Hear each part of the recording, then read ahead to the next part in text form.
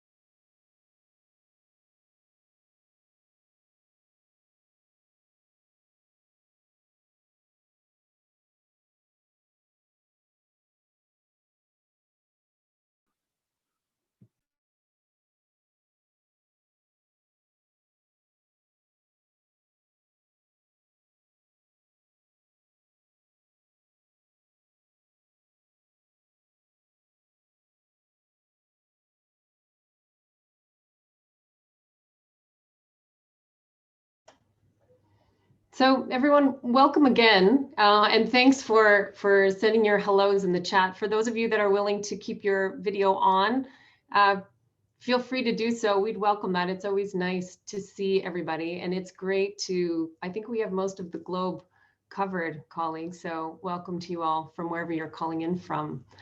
I wanted to say a word about what we're up to in this space, what we're building from, and what we hope to achieve over the course of these dialogues.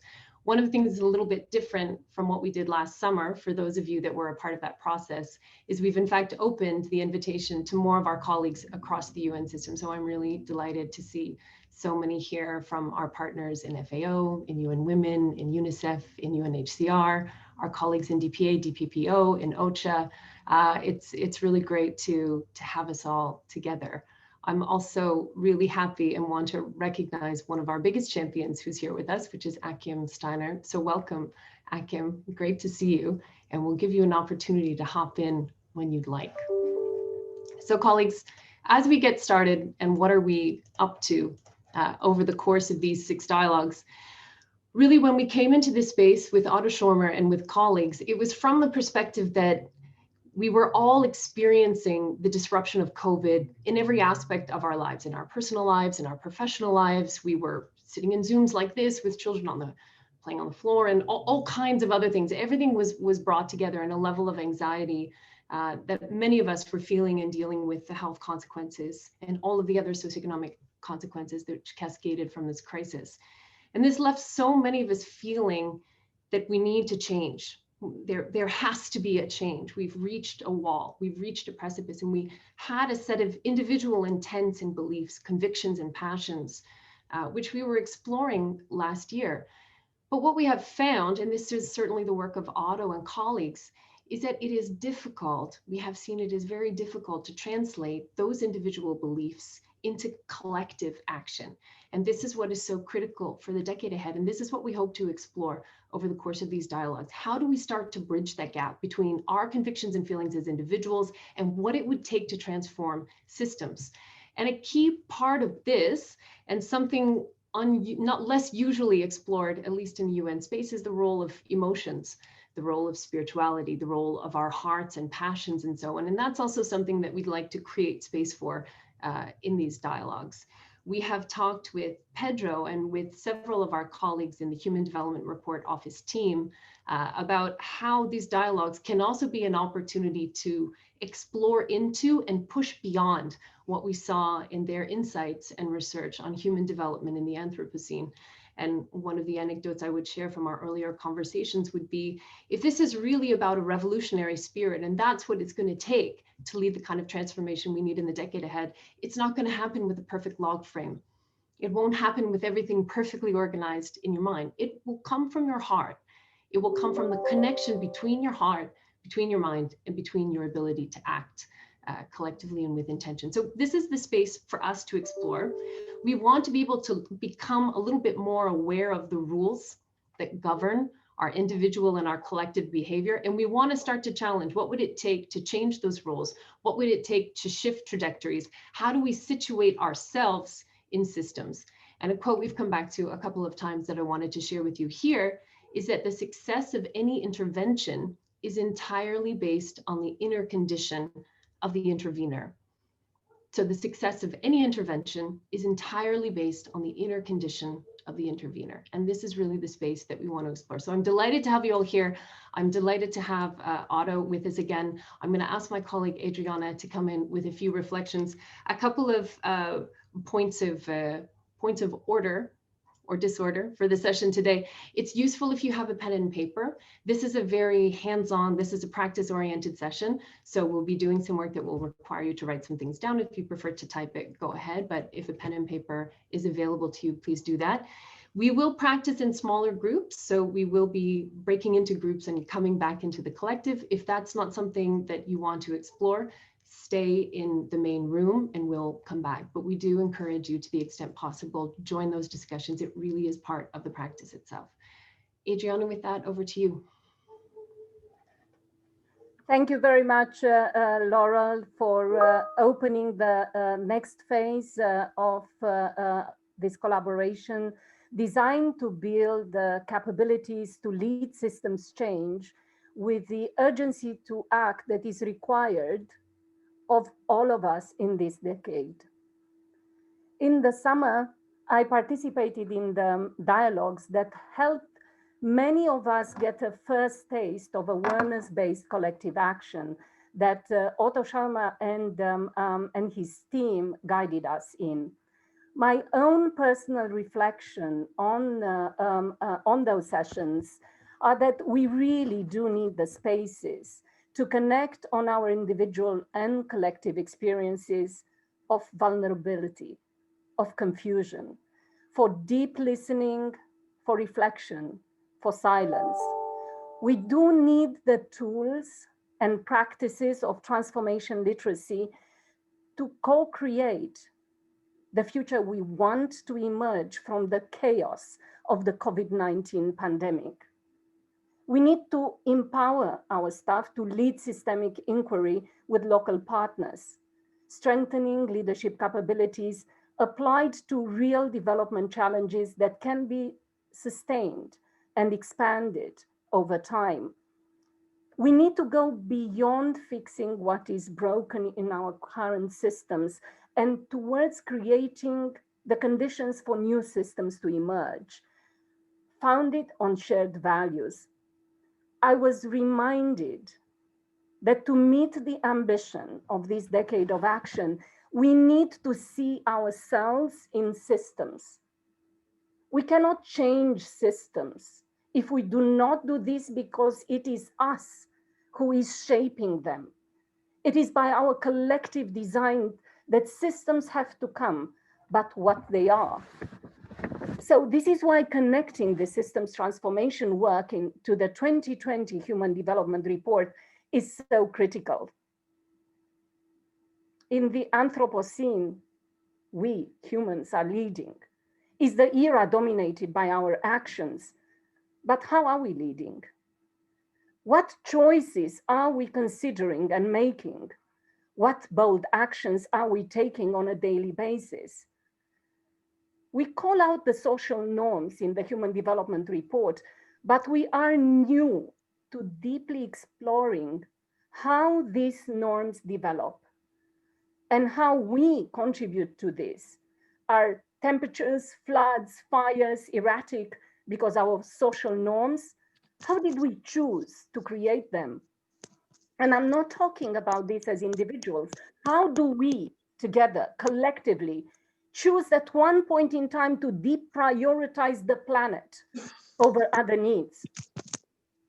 Our Secretary General said in December, humanity is waging war on nature. This is suicidal.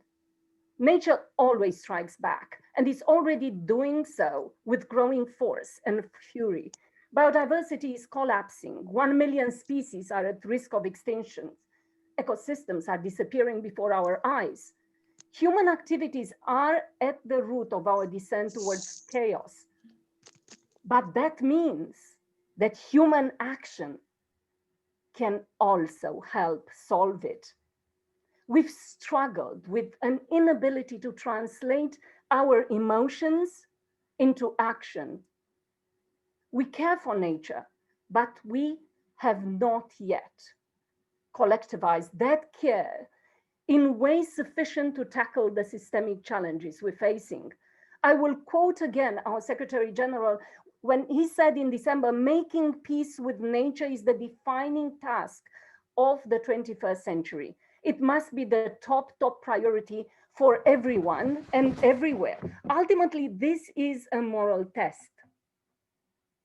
We cannot use our resources to lock in policies that burden future generations with mountain of debt on a broken planet. So today, what is our responsibility? How do we accept it and act on it?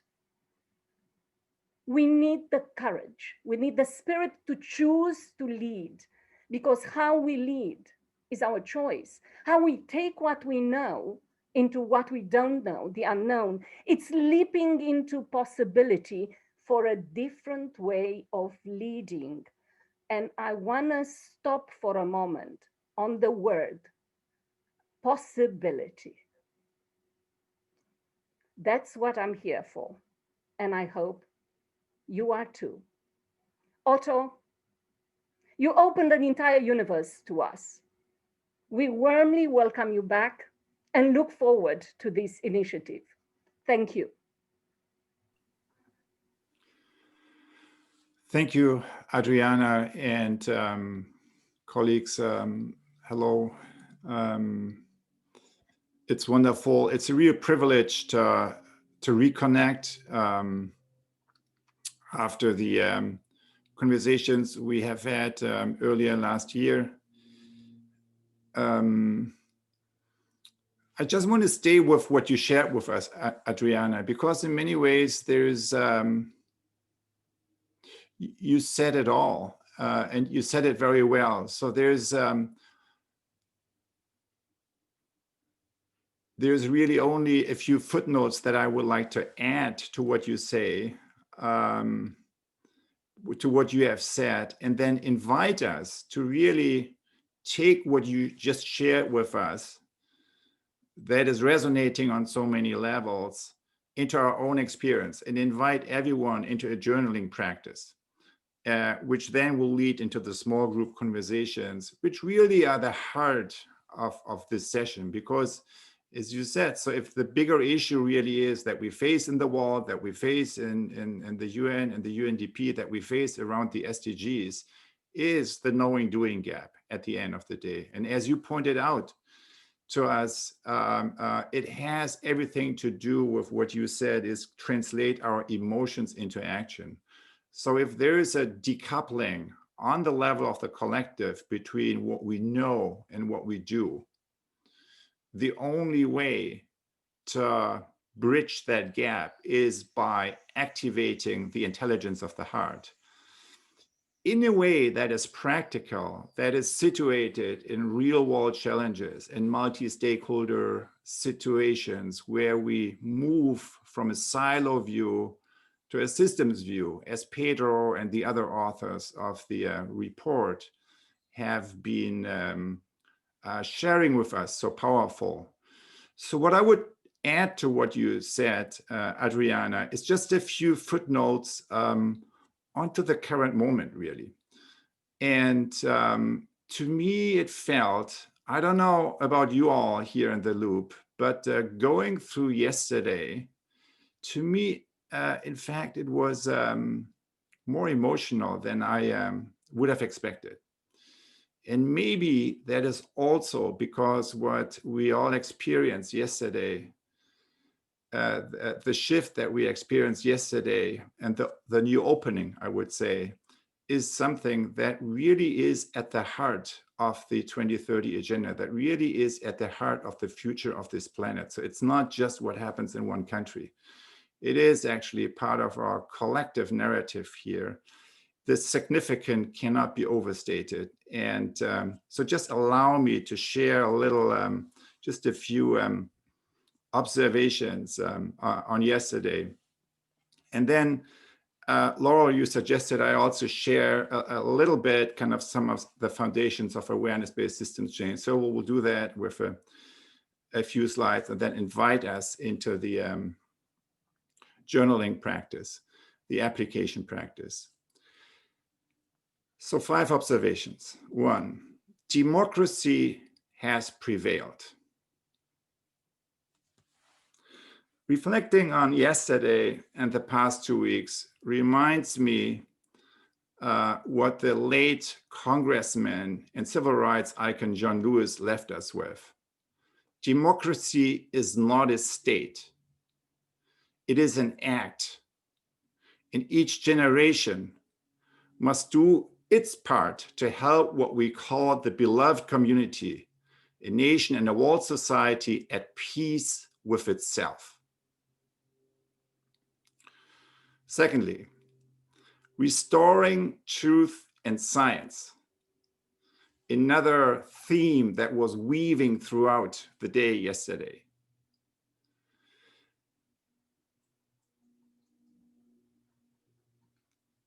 Search for truth,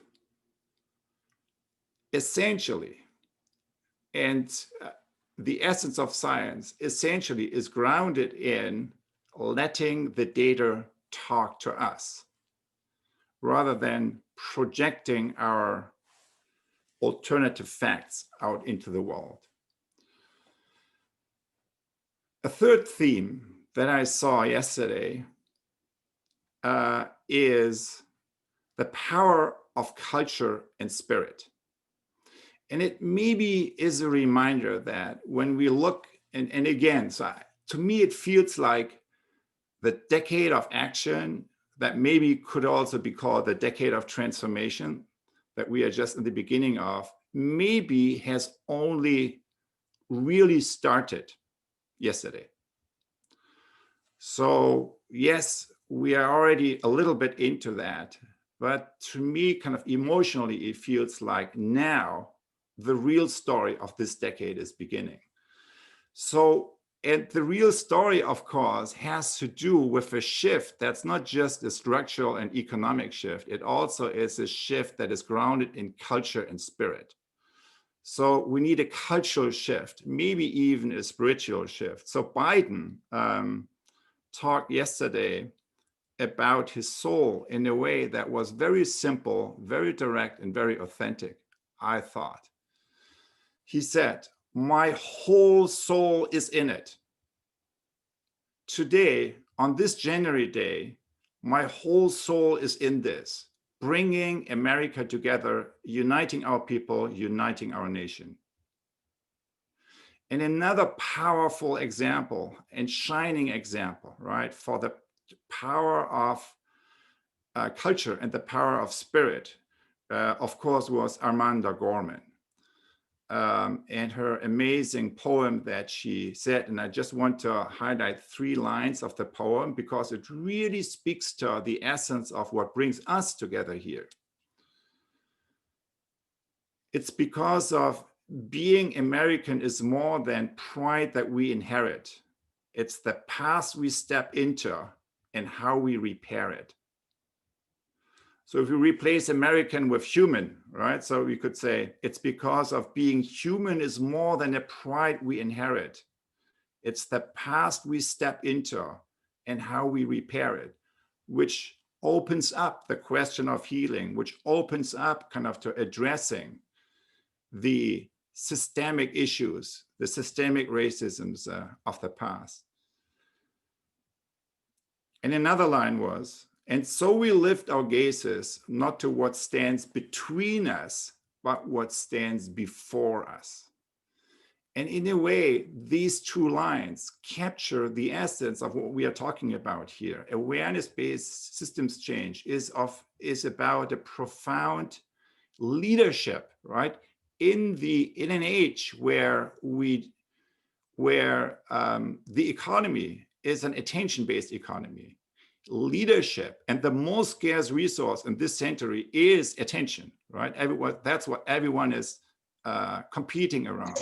In that age, leadership starts with paying attention to our attention. And what she articulated in these two lines is really, in a nutshell, the shift that we need to embody, in our personal actions, that we need to embody as teams, as organizations, and bring into our multi-stakeholder situations and constellations.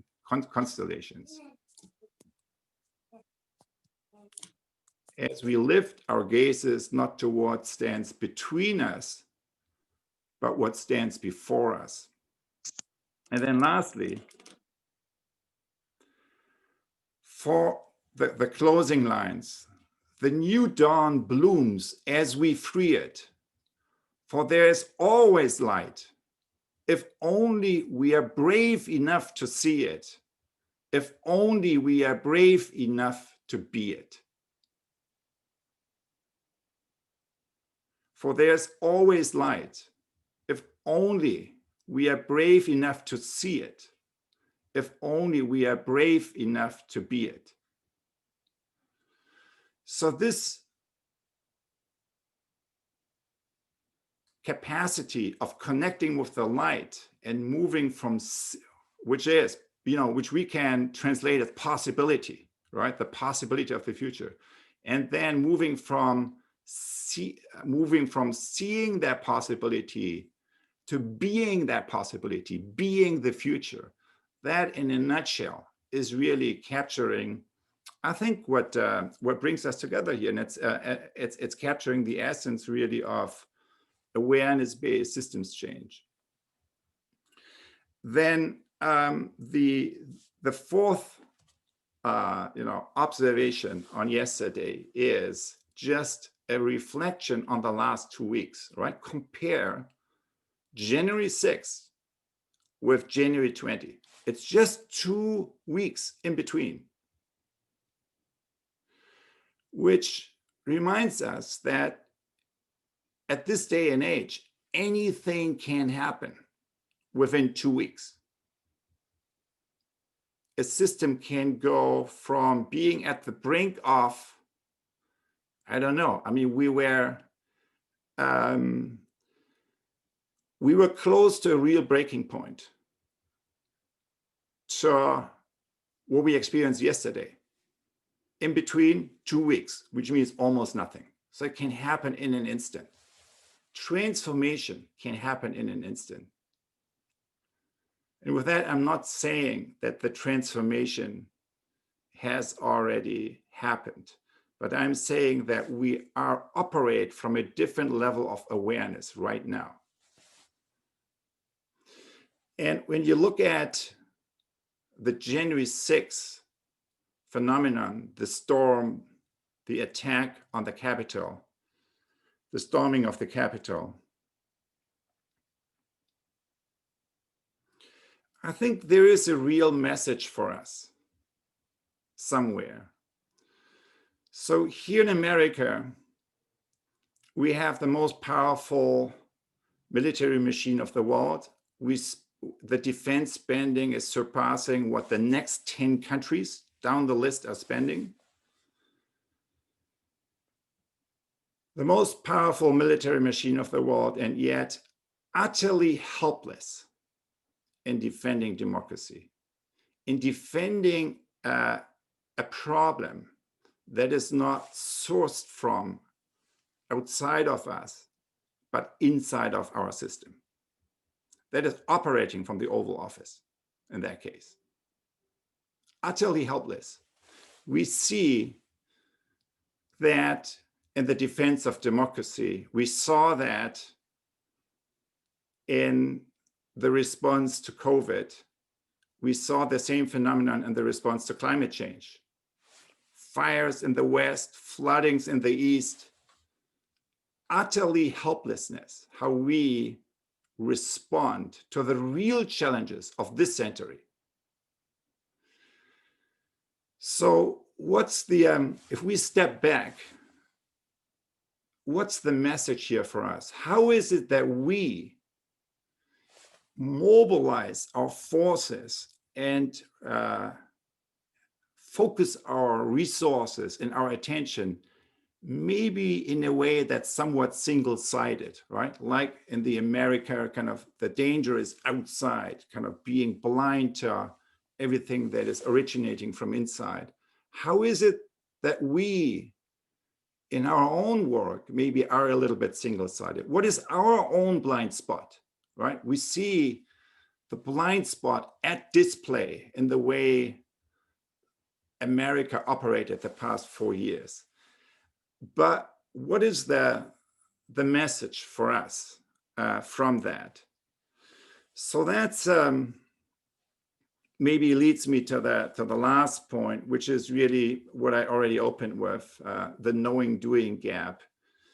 And that this is, you know, the knowing-doing gap in many ways requires us to operate in ways that are, as Pedro wrote, that are more systemic, that are more connected, and that are also more activating the collective agency that we can have. So let me close with just sharing a few images here, a little bit kind of also drawing from what in part we did in the summer series. So you all know this kind of, you know, the iceberg model for depicting systems thinking, with the distinction symptoms at the top and root issues beneath. And then, you know, what are, so these issues, of course, are described in the HDR, kind of the ecological, environmental issues, or the social issues. But there's also kind of a third category here, the spiritual issues, mental health. Just a recent number, 25% of young people in America seriously considered suicide in the last 30 days. 25% seriously considering suicide from our young people. So that's the dimension. We talk a lot about the first two, but this is kind of as serious, kind of the inner issues are as serious as the outer ones, obviously.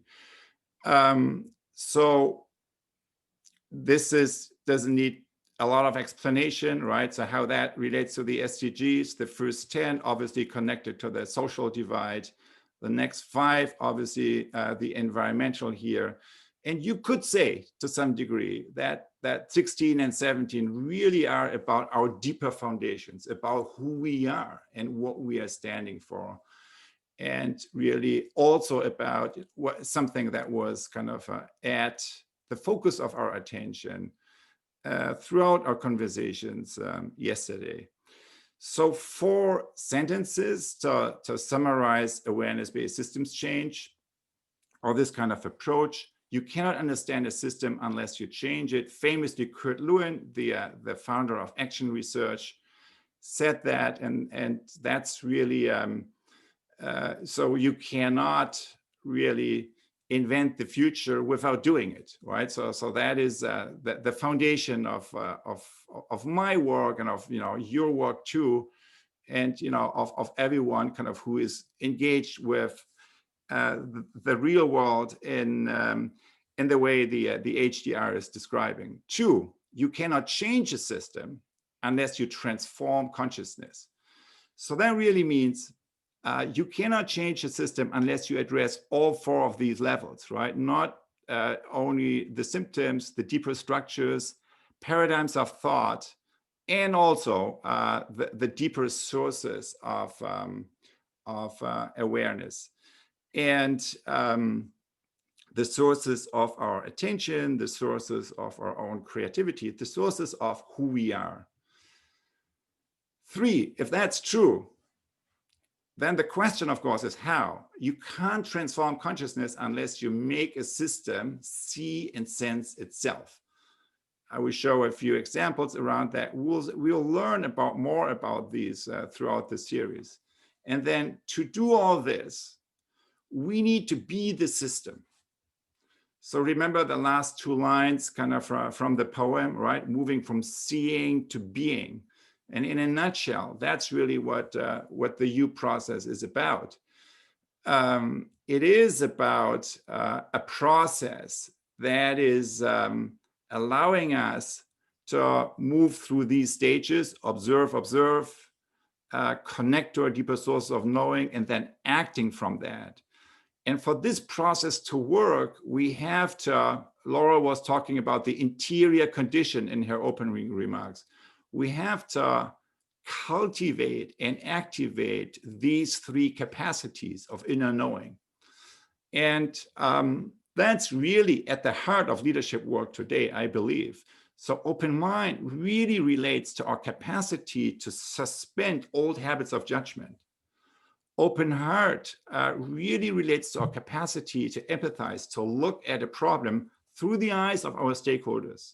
Something, we are going to invite you to practice more. Something that, President Biden was talking about yesterday, the capacity for empathy. And then open will really is about the capacity to letting go and letting come. What did we see the last few 4 years? Of course, the opposite, right? The freezing of the mind, heart, will, AKA amplification of doubt, hate, and fear. So we could more go into detail here. I don't think I need to do that. We saw all of this playing out. And the real issue that we are left with is how to address the massive amplification of doubt, hate, and fear in society today. Because that's not gone just because one person left the White House. There are deeper structures that enable that. That's what we need to address. The conditions of post-truth, post-democracy, and what you might say call post-humanity, by which I mean disinformation and doubt, architectures of separation and polarization, and here, of course, fueling fear and fanaticism. That's the real issue on the table for us. And that's really the question I want to put in front of us.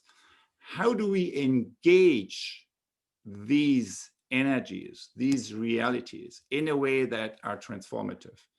And what I believe is that the leadership capacity that this situation invites us to strengthen are the following three. One, science and truth. Let the data talk to you. That's really the antidote to post-truth.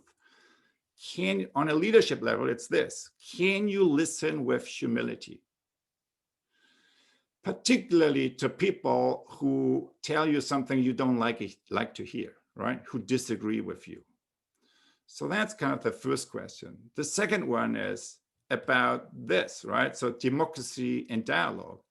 It's really about how do we build architectures of connection that bring together people from different contexts, from different backgrounds, from different ideologies around the same shared issues. And the leadership question here is this one. Can you sense the system you're operating in from the edges? Another way of asking that is, can you sense from outside your own bubble? Right? So how is it, and who do you need to listen to, right? Outside of your own bubble, who is really critical for you to move forward in what you want to make happen. And the third leadership question is this one. So the issue here is really activating action confidence in a nutshell, bridging the knowing doing gap. And the question here is, can you sense and actualize the future as it emerges? So how good are you, and for yourself, but also for others in your teams, to create conditions that move towards these action confidence, that strengthen that, rather than, being victimized by these dynamics here around fear and anxiety. So that's really the main question I want to leave you with. So there's more that I could share, maybe just what we really want to do is invite throughout this journey, and you put it well, Adriana. You said, you know, if you don't see yourself as part of the system, right? So that's the core really of all change, right? It's something very simple, moving from this kind of view, which is the system is outside of myself and all the sources of problems are outside of myself, right? To this kind of view where I begin to see myself as part of the system, how I contribute to the issues that we face. There are many technologies, I'm not going into details here, and practices that we have, how to do that in multi-stakeholder settings. We explored some of that in the summer series, Reimagining the Economy. I remember this was the closing session with Achim. I'm not sure, Achim, if you are still here, but so I vividly remember kind of when you were talking about the moment the UN was born, which was the darkest hour of the 20th century, 1941. And you linked that to our current moment, right? And that, you know, how the current moment really also from an organizational point of view has everything to do with freeing the spirit in a paradigm of liberation, to really activate the possibility and the potential that many of us feel but isn't quite there yet. So in a nutshell, really what this whole series is trying to do is planetary healing and civilization renewal, which is, let's say, 2030 agenda as a shorthand. The only way of doing it is by activating co-creative social fields among stakeholders, right? So it's often stakeholder relationships are toxic or antagonistic or just transactional. But how to activate the co-creativity in these multi-stakeholder fields, that's really the leadership challenge we face. And the one thing we all learned and how you do that is you need a support infrastructure for that, right? And that's what we are trying to begin to prototype. So that's what you need in support of that in order to help us to democratize the access to transformation literacy. So I wanna now invite you to a little. Otto? Yes. I am so sorry to interrupt, but I wonder, before we shift into journaling and knowing that we have Akim with us, but not for so long, given the reflection that you just made on how we had ended the last session with him last year, Akim, maybe we could give you an opportunity to come in at this point. Thanks, Otto. Thanks, Akim. Welcome. Thank you, Laura. Otto, actually, you were just in the full flow, so I'm not sure I'm actually very helpful in stepping in here. But since I'm now on, let me first of all just thank you, Otto, and wish you and all our colleagues who are participating a Happy New Year. I think to pick up the thread from where you ended up last year was interesting, just seeing those visual protocols that you so beautifully produce. And I dialed in this morning because, you know, I just finished a 3-day virtual retreat with our executive group in UNDP, and I know there are other colleagues also from other UN sister agencies here. So I thought I would just reflect why when I saw the announcement of you know, this cycle of sessions, I just wanted to sit in and listen a little bit, because what you bring to our way of thinking, Otto, I think, is this ability to, and I love the picture you had at the end of you know, the telescope essentially being bent around to look at ourselves, because, you know, we just spent 3 days thinking about the future of development. We asked ourselves the question, so is there, and what is it, if any, a role for United Nations multilateralism, and what is UNDP's role within it? And also very much dealing with this systems thinking, which you know, immediately also links to the transformation agenda that you were just speaking about.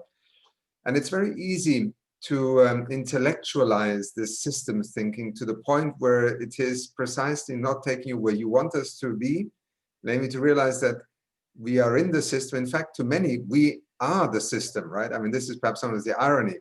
You know, if you're a Rohingya refugee currently in Bangladesh, or somebody in Yemen or in Libya, or you know, in many other parts of the world, who project so much hope towards the UN and yet feels that we are either powerless or a part of the system that has left them in many ways abandoned, I think it's critical, it's crucial that we come back to us as individuals also. That's why I use that analogy of free the spirit and a paradigm of liberation, because it is so easy in large organizations to become part of the narrative that it is the organization that is the problem and not me, and forget that there is an element of what I call cognitive dissonance there. And we are the organization.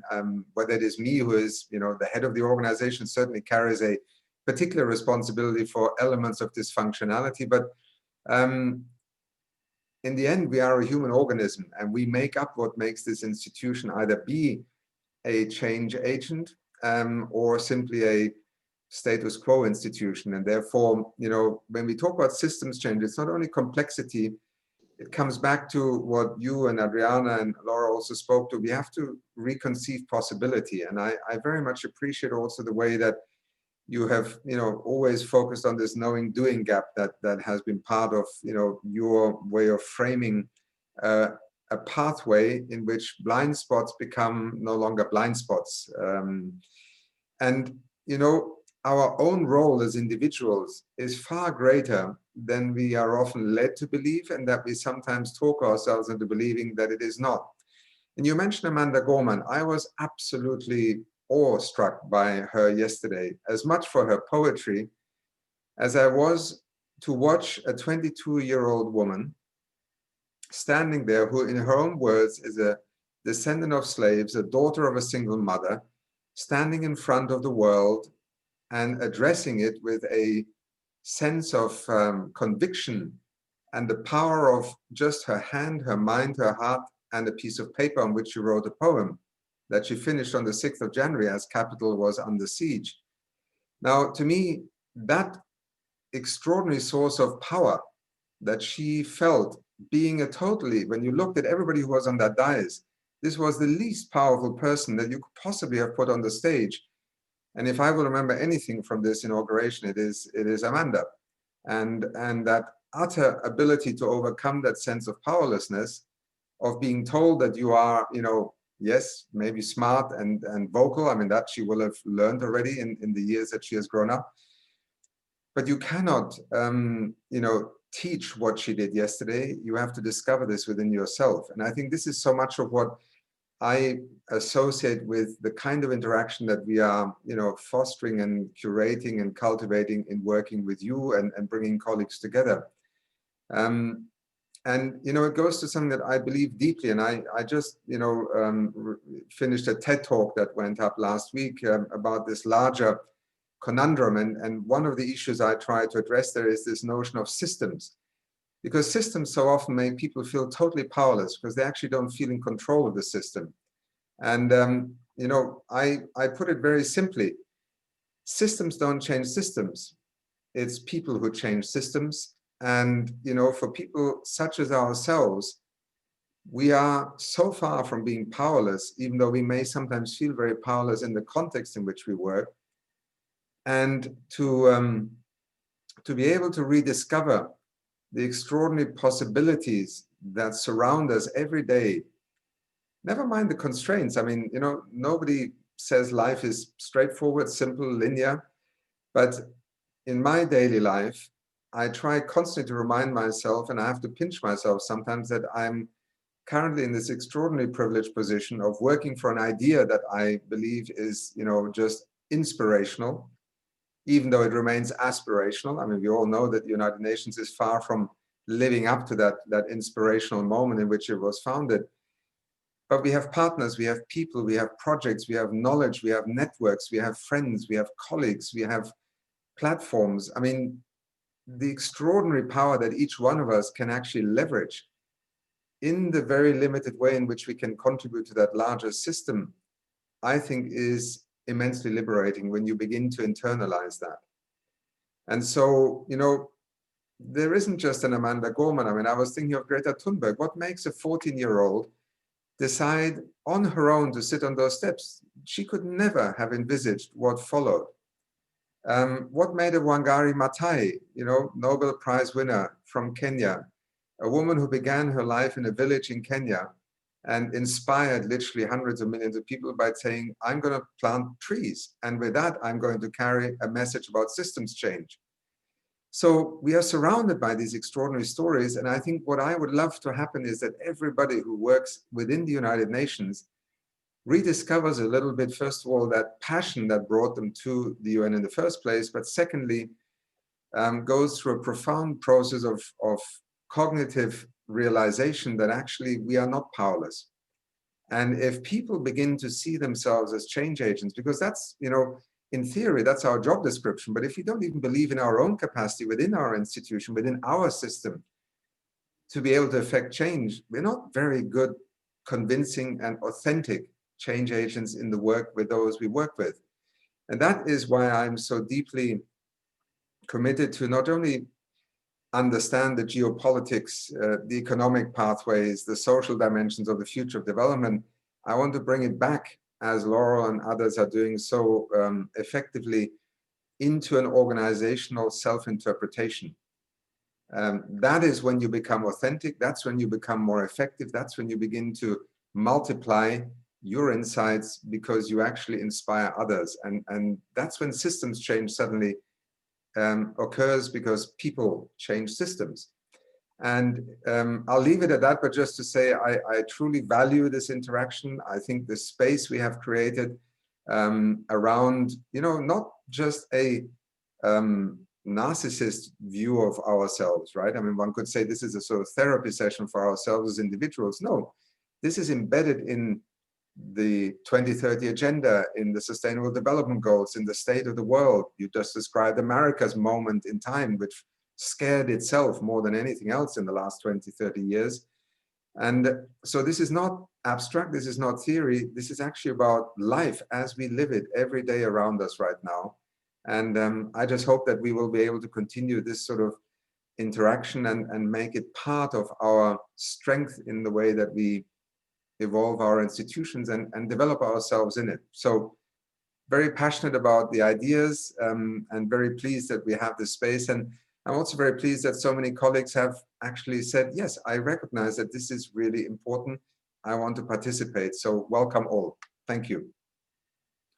Thank you, Achim, and for creating the space for embodying, most importantly, everything what you just said, and also for pointing us to young people, to the youth movements around us, because in reality, if we are really serious in everything we talk about, that's the only way. And thank you for reminding us. So we saw it yesterday. We saw it in the Black Lives Matter movement. We saw it in the youth-led climate movement around Fridays for Future and all the other groups, Rebellion, Extinction, last year in 2019.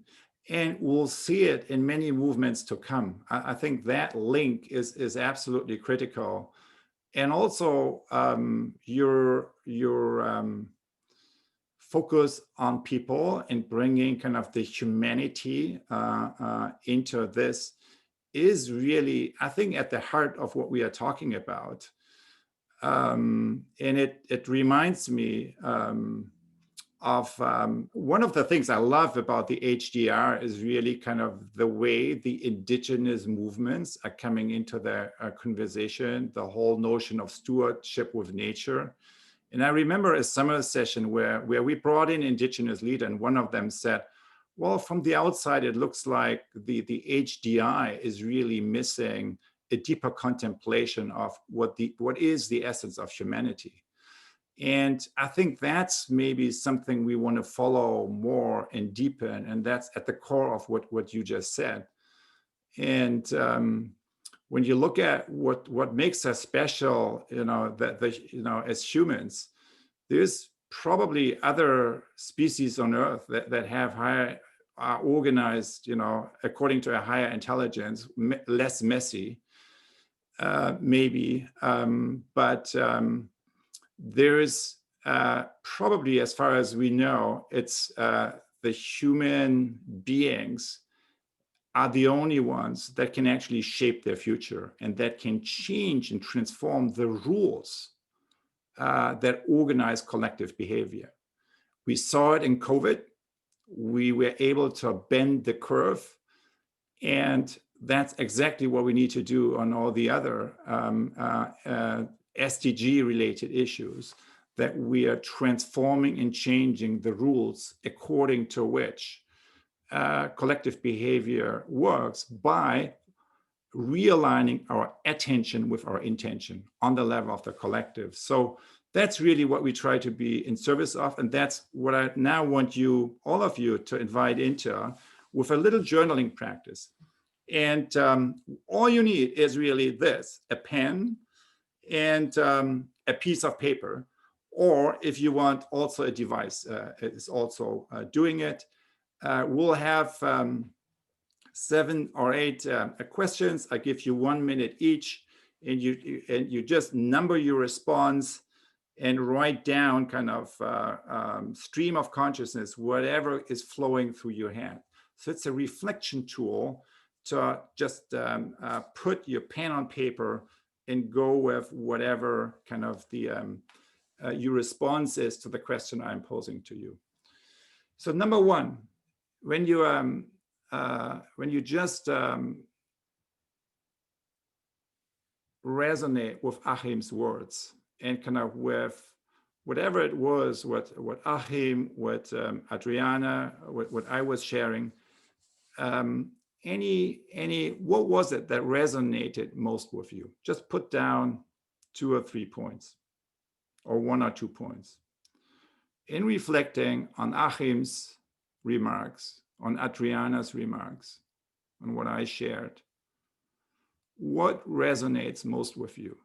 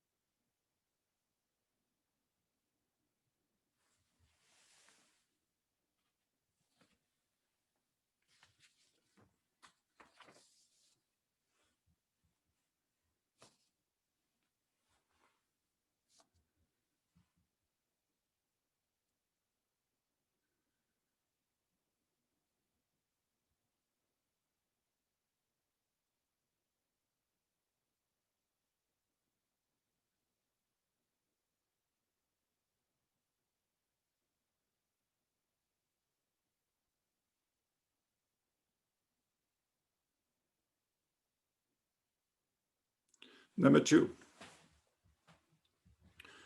when you look at the current moment we are in, and what I mean with current moment is really the last 10 months. So since March 2020. So when you look at the current moment and all the reflections you have been in this kind of period of disruption, what is it that has been clarifying for you over the past few days and over the past few weeks and months, in terms of what is ending and dying on the one hand, and what is wanting to be born on the other hand? So where is stuff that you think kind of we should let go of? And where is something where you would like to focus your attention more on, what you would like to bring into reality and embody more fully? You can answer that on a personal level, but also on an organizational level, if you have time for that. So reflecting on the past 10 months, what has clarified for you in terms of letting go, what's ending and dying, and in terms of what is emerging, what is trying to manifest, to be born, personally and also organizationally.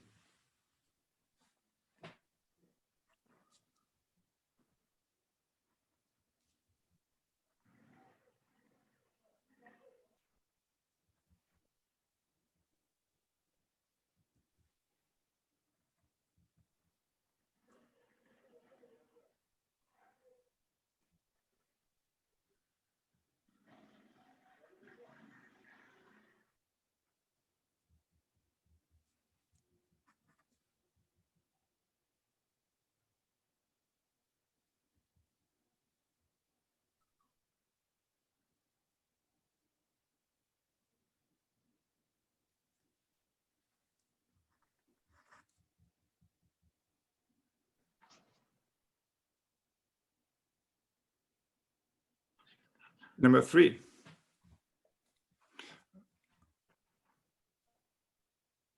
So I'll give you another moment to finish up the sentence.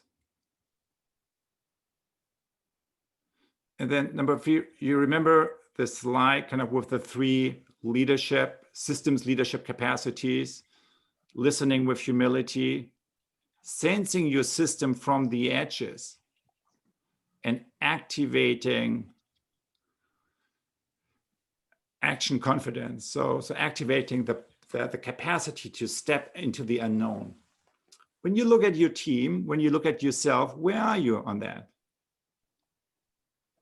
So where are you in terms of your listening really outside, at the edge of your own comfort zone? Where are you in terms of sensing the system from outside of your own bubble? Are you really listening to the right voices there? Where are you in terms of helping people and yourself to move from knowing and talking to acting? Just look at your own system, look at yourself from that angle. What is already working? Where's your current learning edge on these 3 things?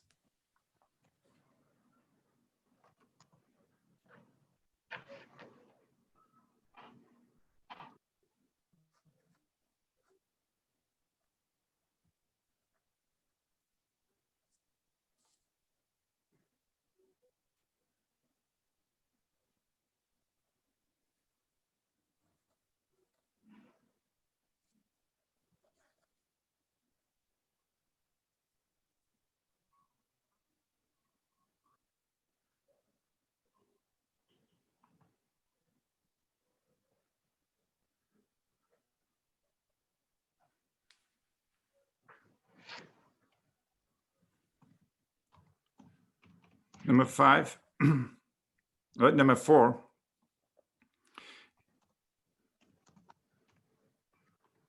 Biden yesterday talked about the planet crying for help. So I want to double click on that. If the planet were a living being that could feel, what would that being feel right now? Just try to put yourself into the shoes of that being and just describe the feelings. If the planet were a living being, a Gaia being that could talk, what would that could feel, what would that being feel right now?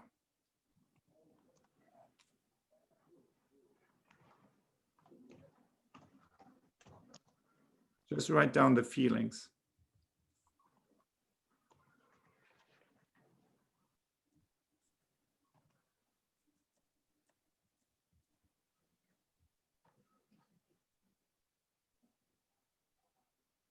Five, if the planet were a being that could talk, what would that being say to us now?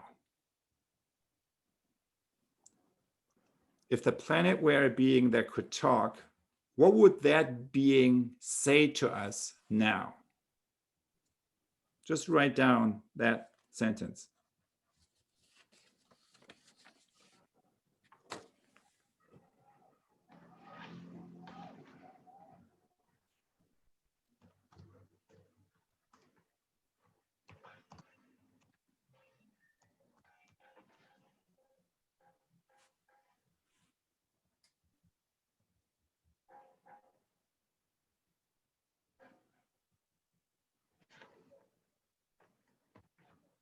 Number 6, now we come to the blind spots that we talked about earlier, and the bubbles, kind of being inside one's own bubble.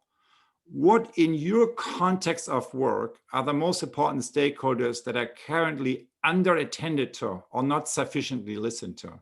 So where you are in the system, what are these maybe stakeholders more at the margin that need more attention, that need more deep listening in order to bring their voices in? So just name them, the blind spot in this stakeholder constellation that you are operating in currently, given what you try to do.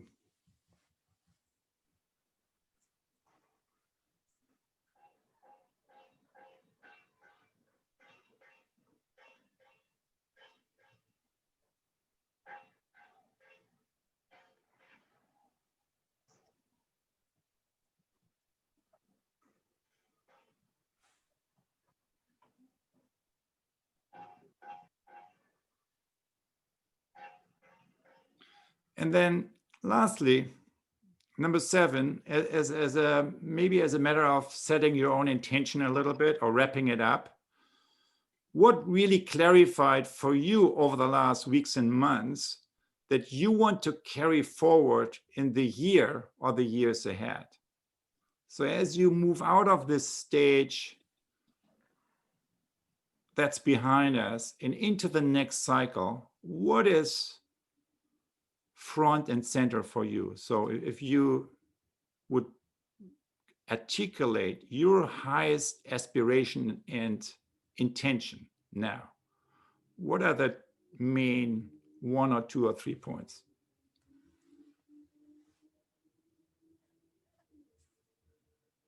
Just write down what it is. Just clarify your intention. There's nothing more powerful than that. Clarify your intention, the future that you want to create, that you want to manifest, to bring into reality.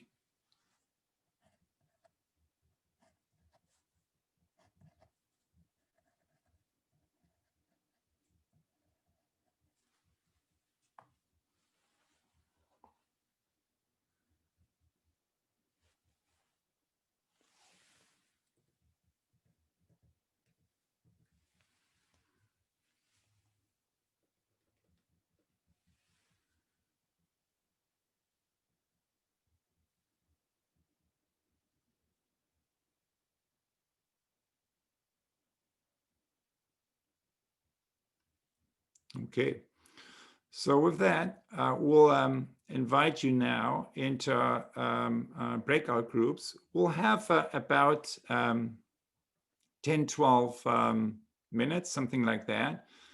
And the invitation is to simply share, just go around. So you will have an invitation on your screen. So we really recommend to do the breakouts. That's the most fun part of this session. And then to just go around and introduce yourself to each other and each share a little bit what came up for you in the journaling. And you don't have to share everything, just share the 2 or 3 most significant things kind of that are most alive for you now.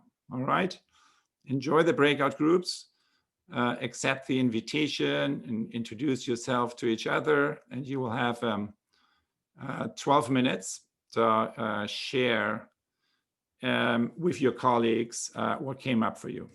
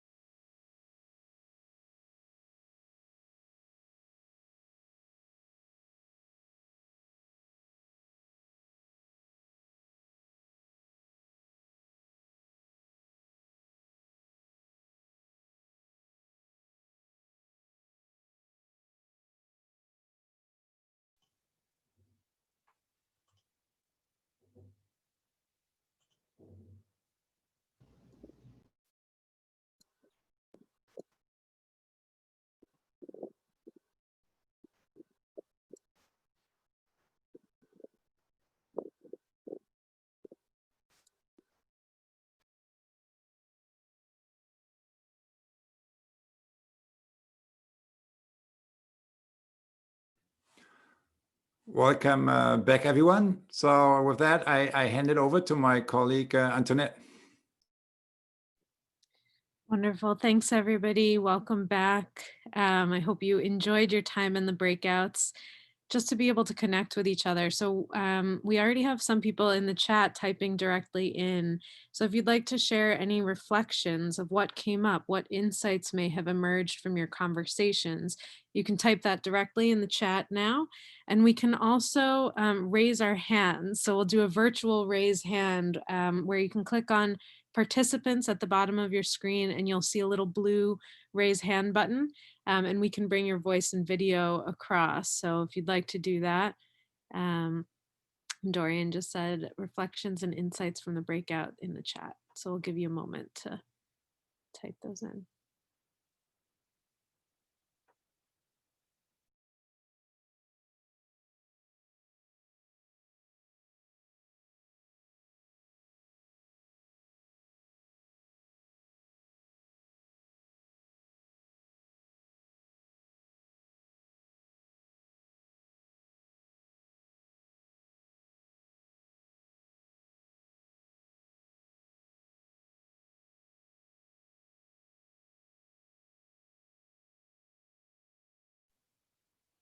So we have some coming in the chat already. The planet is telling us it doesn't need us to stop or else. The planet says, stop, I can live without you. If the planet can talk, it will say to us, appreciate what you have. The only way to bring about change is for me to take action.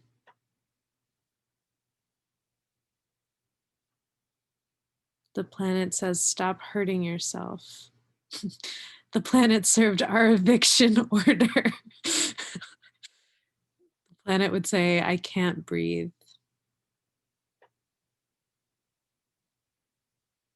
Planet is stretched, feeling like how one does when doing a thankless job. The planet will be in recovery status, still in pain, but having hope. Live within your means. The planet has hope with us.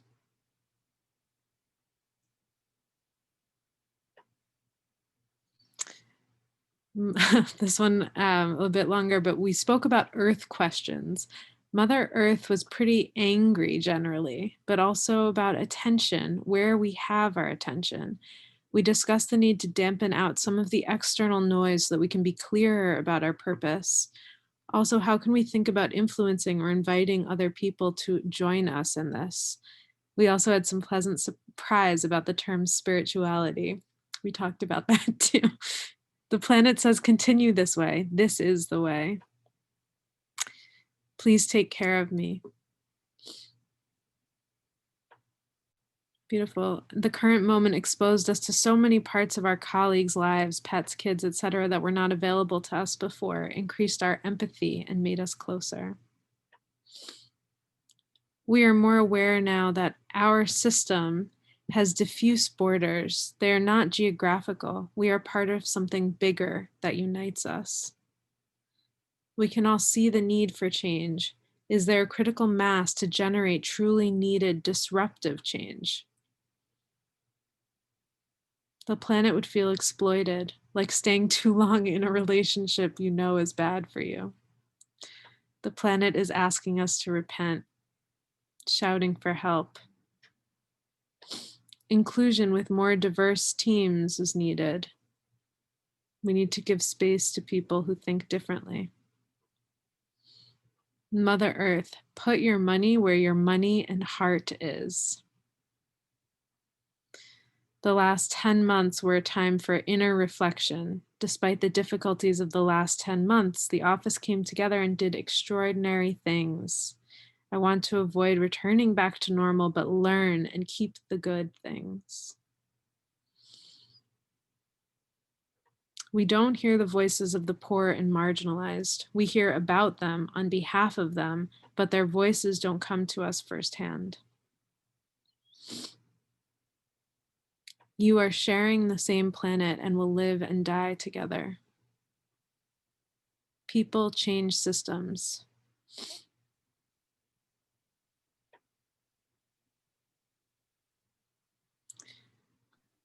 a few realizations from one of the groups: the need to realize or remember that we are change makers and have great power. 2, that youth should be supported and be systems change leaders.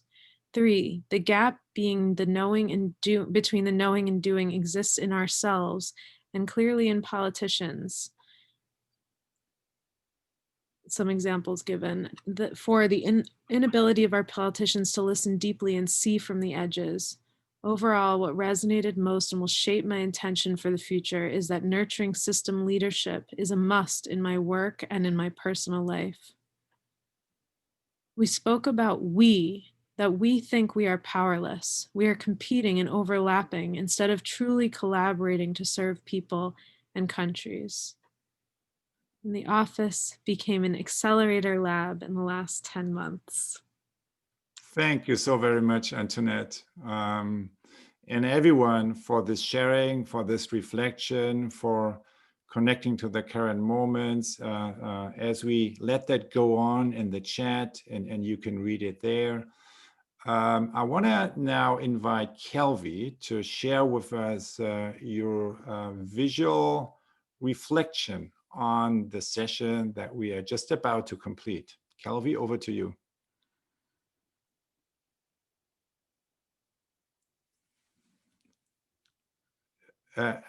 You're on mute, Kelvie.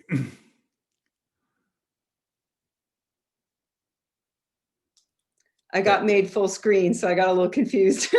It's good to see everyone, and I'll quickly switch back to my drawing and share that while I speak. Sorry, I got disoriented by the switching screens here. I can't get back. Here I am. Sorry about this. I think this is a good example of our times where it's easy to be scrambled because so much is going on, and maybe that doesn't come through in the drawing, but that's coming through in me. And here I'll go back to the drawing now. So I was really just trying to integrate the different streams of thinking that were coming up. And the one thing that I leave sitting with is the lines that Otto shared from Amanda, and how those connect in with our sense of system. So the path down at the bottom that she's setting for us and inviting us to step into the past, and also paying attention to a new dawn. And I was left wondering how we pay attention to that inside the systems in which we exist and influence. And I'll leave it at that. Thank you, Kelvie. And now I would invite you, everyone, to go on full screen mode. So if you activate that, then you can really see this wonderful image really well. And then give ourselves a moment for just that image, that visual reflection of our session to sink in. Sink into our minds, into our hearts.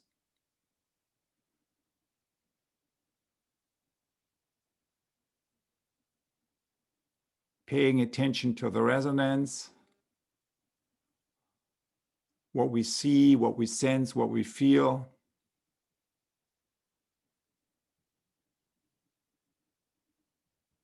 Watching this.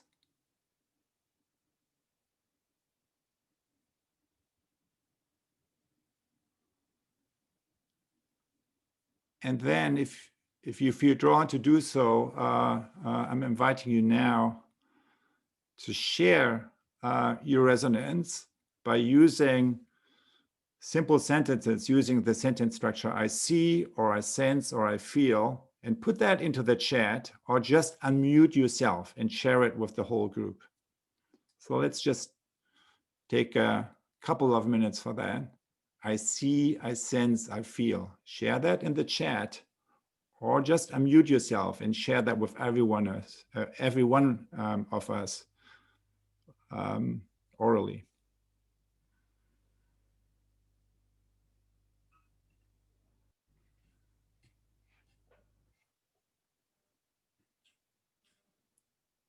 And then if we see some in the chat, Antoinette, if you could maybe read out again some of them, that would be wonderful. I see life. I sense energy. I feel unity. I see possibility. I see new opening. I feel overwhelmed.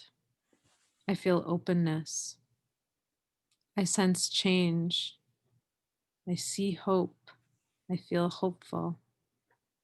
I see the light. I sense we will have the courage to be it. I sense that people change systems. I feel connected to something larger. I feel the need to connect with people's passions. I feel humbled. I feel engagement. I feel the need for spiritual connection. I see how it all connects in a new way.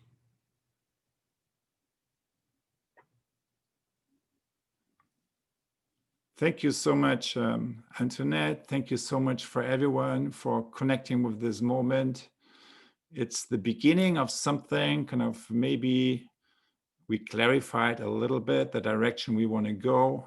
We'll have multiple steps kind of in terms of practical application, in terms of really looking at examples where these types of changes are embodied and are manifesting. And on that note, I turn it back to you, Laurel, to close our session off. Otto, thank you so much. Colleagues, thank you. And I want to apologize. Some of the colleagues with me ended up in a different room and space. Now some of them are migrating back over. So we had an injection of real uncertainty. just as you would imagine into the session. So you may see some colleagues back in, and if you talk to others, we'll figure out how to knit that together a little more seamlessly the next time. I know we want to have a moment for the visual resonance with Kelvie. Otto, there's two things we can do. Antoinette, I'm happy to just discuss a little bit the practitioner journey as well as the forward design of the dialogues. Next dialogue is on February 11th.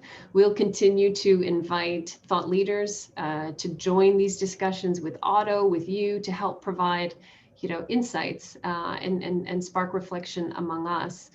So this is simply to show you both the wider net and reach of the dialogue series as we've envisaged it.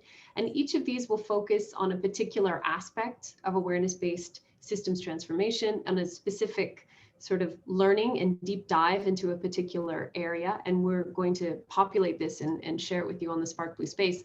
And then the practitioner journey is an opportunity to go even further into your own practice in smaller groups. So we will be opening an expression of interest and invitation process into the practitioner journey for all of the agencies which have also been invited into the dialogue space. And the invitation or the application process for the practitioner journey may look a little bit different depending on the agency that you're coming from. So we'll talk about that, and we'll share an announcement next week so that you all see about what this opportunity is. What we really want to do is maximize this for colleagues who are motivated to be a part of it. You can come in as an individual. You can also apply, so to speak, as a team if you'd like to do that and explore the practitioner journey from that perspective. But there will be an opportunity really to bring a particular challenge, a particular area of priority for you into that process and work through a deeper experience of presencing, of crystallizing and prototyping through the practitioner journey. It will also be led by Otto and his team. So we'll work through slightly bigger sessions with Otto and colleagues and smaller peer coaching circles, which will be a really key part of the practitioner journey itself. So that's sort of a 4-month initiative, which will kick off from the early part of March and of February. So we'll be using February to share the information on that, receive your expressions of interest, and then we'll chart the course from there. So that's to tell you a little bit about practitioner journey. a little bit about the next phases of the dialogues, and more will be shared. So please mark in your calendars February the 11th. If you haven't registered in SparkBlue, please do that. I'll stop dive bombing your Outlook. So those that are registered will share the invitation, but perhaps not as widely as we had this time around, just to save space for everyone. So please do register, and you can also follow the tag transformation, so you'll get immediate alerts on anything that's added to that space that might be valuable for you. That's all from my side from now. Otto, let me maybe hand over for you and Calvi. Laura, we already did the visual resonance.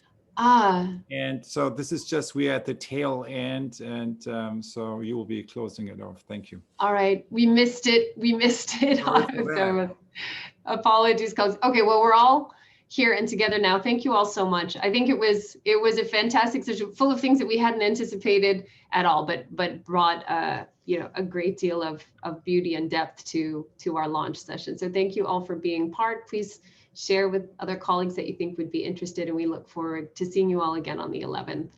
Otto and team colleagues, thank you so much. And feel free at this point, if you want to unmute and wave or say anything, welcome.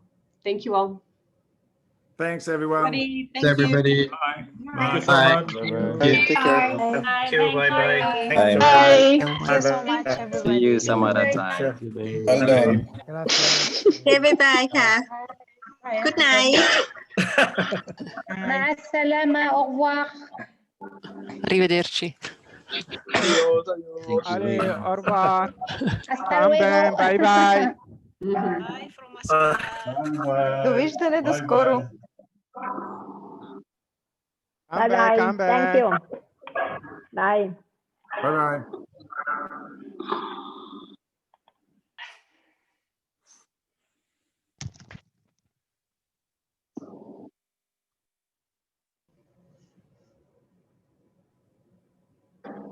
Bye.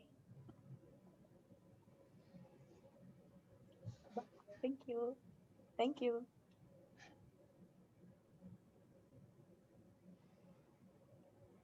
And we can stop the recording soon.